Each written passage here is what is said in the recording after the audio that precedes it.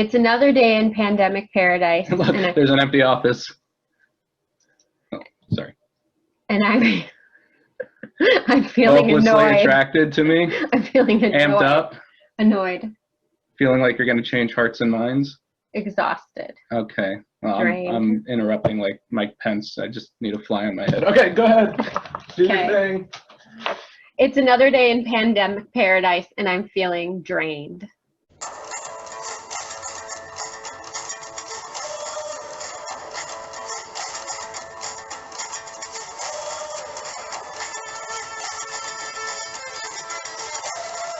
You have a glow about you. Is it because the kids are at school today? Yes. And because I put makeup on. Okay. Yes. No more on kids being at school and how liberating that is? 2 days in a row. Yeah. It's amazing. It's like a honeymoon where I don't get to spend any time with you because we're working, but still it's a honeymoon. Speaking of honeymoon, yes. When we did this last time about 6 months ago, we were in the honeymoon phase of the pandemic. And now we badly want a divorce, but COVID-19 wants to stay married and has all the power. Yes, exactly. But we managed well by seeking out the silver linings. Today, are there any silver linings left? Well, definitely. I mean, it's 80 degrees outside in October. Okay. Our kids are not home. So we have some peace and quiet. Yeah. It's a Friday, so the weekend. It's going to be beautiful this weekend. We've managed to stay healthy. Mm-hmm. We're still married. I'm smiling because we're a lot lower energy than last time. Well, I think we're more drained than we were last time. Absolutely.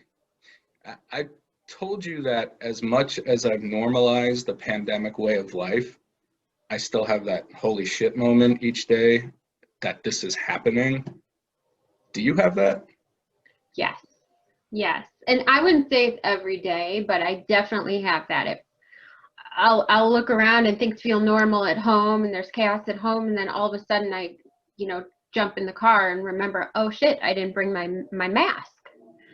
Oh shit, I didn't bring gloves, or, anything like that. It's just the new reality is so strange, and we can't see family, we can't hug family, we can't hug friends. We just, life is so different, and there are so many reminders of how different things are. Did you anticipate it being like this, back in April? Like still? Yeah. Well, I mean, yeah. Worse, right? I anticipated not getting out of this for quite some time, but I didn't know what that would mean, what that meant at the time. I assumed we wouldn't be having normal school this fall, which we're not. I assumed that a vaccine wouldn't come too quickly because it takes a long time to develop vaccines and test vaccines. But I think the summer has helped, being able to see people outdoors and have some sort of social life in the summer, because we were able to see people outdoors and able to social distance outside. I think that's helped. I'm concerned about the winter because I think isolation is really going to set in, and then the winter is going to seem extremely long. Right.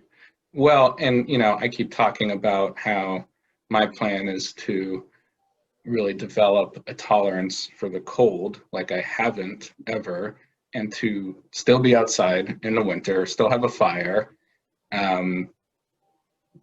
hopefully be warm enough under one of those heat lamps we got that I haven't set up yet because I didn't have sand to put in the base, whatever.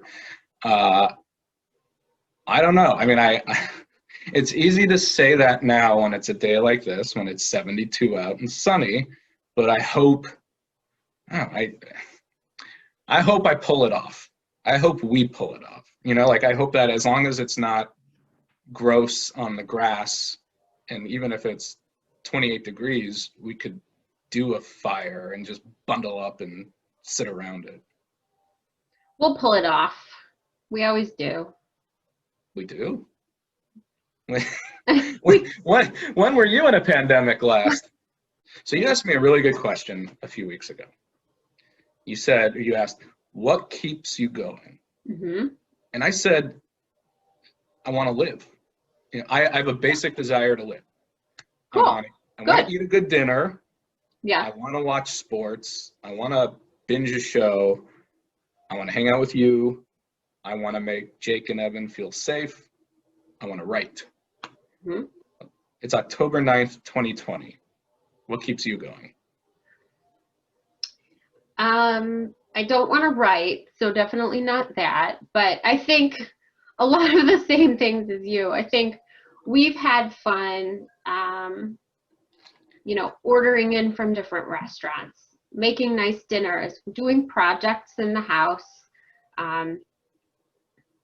socializing, hanging out together, watching shows. I don't really like watching sports, but lots of similar things like that. We have had fun looking at the stars. That's something you said that you didn't mention here, but we like stargazing in the evenings and looking at the planets, and that's kind of cool. Something we wouldn't probably have done had there been no pandemic. And just knowing that one day we are going to be out of this, whenever that may be, and we will have a chance to hug our family and go inside a restaurant and sit down and have dinner and feel more normal, that keeps me going as well. Yeah, I've told you this, that I play this game, that if I went into a coma, I play the game, I go into a coma on March 10th, I come out of it today, and how long would it take me, provided that no one has informed me, to realize that we're in a pandemic? Driving around, I would see maybe one person, the first person I would see in a mask, and okay, figure that person's either neurotic or they're sick. I might see someone else. But then when I walk in somewhere and everyone's wearing a mask and there are signs and there's signage on the floor about social distancing, then I'd be perplexed. Mm-hmm. Do you play such games? I do not. You should. Why? Because I'm saying you should. I don't know. You don't need another reality check. Yes, I have enough reality in my life that I need some fun and something light. What's your biggest reality check? That I can't hug my parents. Mm-hmm. I think that's the hardest. Oh, and that I can't see my sister who lives all the way across the country. And all I want to do is see her in person. And I just can't be there. You know me pretty well. And I think I'm responsible, or I blame myself for everything that goes wrong in the world. And I think, well, geez, there's something more I ought to be doing to stop this pandemic, which is totally rational and makes perfect sense and is a great use of my mental energy. But my point is that I feel very powerless. Mm-hmm. It sucks. Do you feel like there's something you could be doing to change it, to make it better? I think what we're doing is a lot. You phone banked, and I think it's all making sure people vote for the right people. People come out in large numbers to vote for people who actually believe in science, who trust the experts, who will, mandate certain things to help get this country and the world back on track. And I think we're doing our part to do that. We are two people, parents working full time with two kids that need a lot of our attention. I don't think there's much more that we can do besides phone banking, making sure our friends and family vote, educating ourselves on all the issues. You know, we're raising money to fund a lot of candidates all over the country, good candidates. And so I think that's the best we can do right now to hope to change things. And I know it sounds very small, but I think if there are lots of people like us doing this, we can actually influence change. Well, you left something out. What did I leave out? You are very much the mask police when Yeah. you go somewhere and you see, especially employees, not wearing masks or not wearing them properly. And I think that's great. So what was like the last incident where you had to assert yourself? I have had to multiple times. I went somewhere with the boys. I went to a store with the boys, and there was an employee who, you know, she had her mask under her nose, and I asked her if she could please pull or put her mask on appropriately, and she tipped on the little plexiglass thing between us, and she said, well, this is here, I don't need to. And I said, no, you need to follow the rules. And then she grunted, pulled it up, and it fell down again. And I said, please pull up your mask again. And she just rolled her eyes at me. I think it was actually really good that I was with the kids, because I got to see that. They got to see that as a parent, that is unacceptable for my children to be around people who are not wearing their masks appropriately, who are not following the rules. But yeah, I have no shame in asking people in stores, especially employees in stores, to wear their masks appropriately, because it's for my public safety, like my health, and public safety. Do you think that you're the exception versus the rule of most, you know, shoppers being vigilant? I don't know. I think there's probably a mix, and I think we live in an area where we're pretty fortunate. I think most stores are pretty strict with their employees about wearing their masks appropriately and following the appropriate protocol. So I don't see this problem too frequently, but earlier, what was that? Yeah, the phone was ringing. Oh, okay. Earlier in the pandemic, I feel like before things were mandated as clearly as they are, at least in Illinois, I remember a lot of employees just, you know, weren't following appropriate, you know, protocol, and I was so uncomfortable I didn't want to go into a store for months. And it's only been over the, you know, mid to late summer where I really started going into grocery stores again. Yeah, you were a lot braver than me.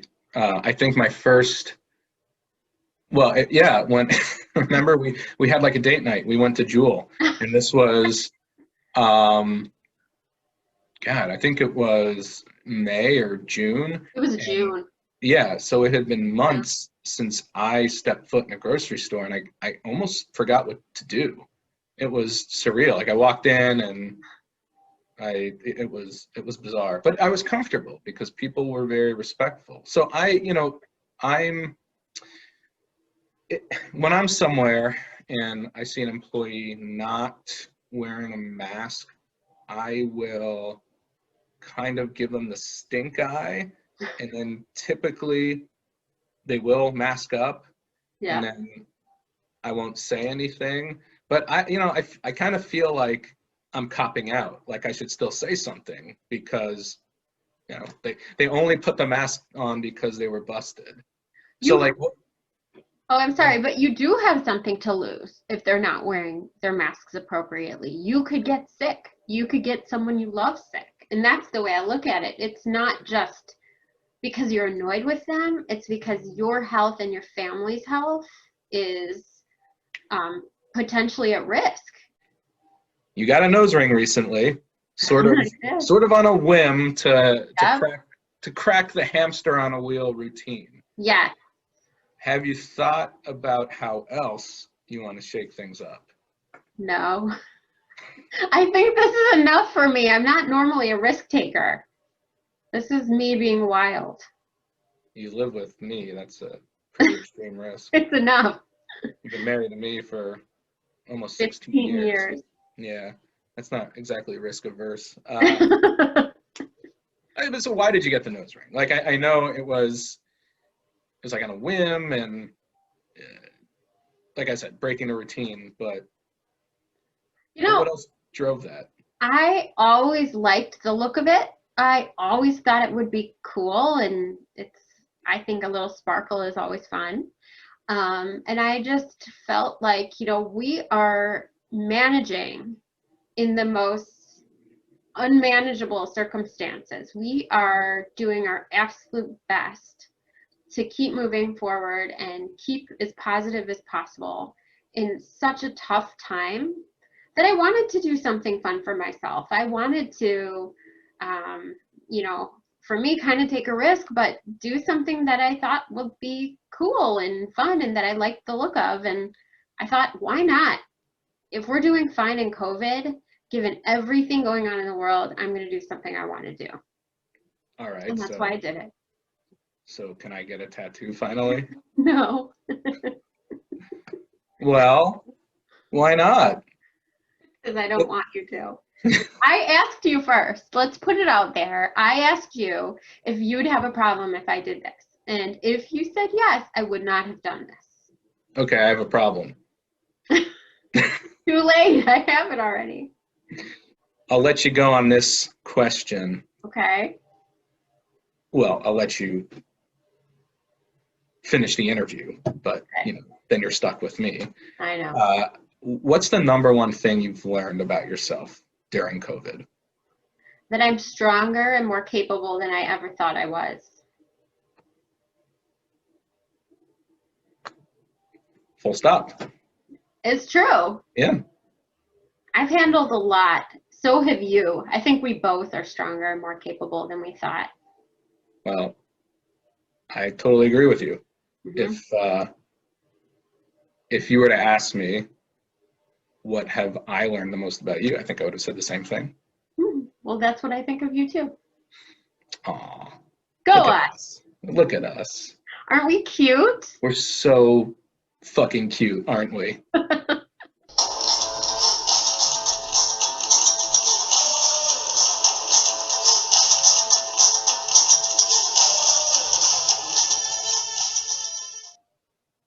Hello. Yeah, I'm coming. Okay.